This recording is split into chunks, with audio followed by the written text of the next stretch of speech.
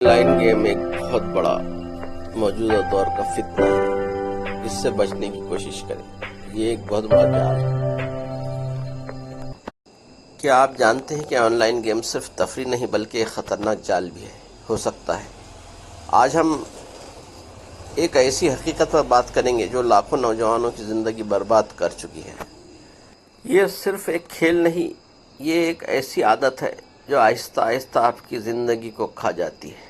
सबसे बड़ा वक्त का नुकसान होता है। दिन रात गेम खेलने से तालीम नुकसान और ख़ुद की सलाहियत, क्रिएटिव जो नेस इंसान में होती है वो तमाम ख़त्म हो जाती है। नफ्सियाती असरात, गेम के नशे में डिप्रेशन, गुस्सा और एंग्जाइटी पैदा हो जाती है। माली नुकसान, बहुत से लोग पैसा खर्च करके लालच में आ जाते हैं और फ्रॉड का शिकार हो जाते हैं।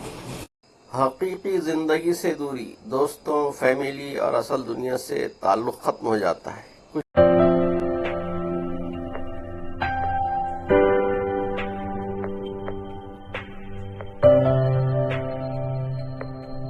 ये कंपनियां आपके जज्बात से खेलती हैं। वो आपको कामयाबी का झूठा एहसास दिलाती हैं, लेकिन हकीकत में वो आपसे पैसा और वक्त छीन रही हैं।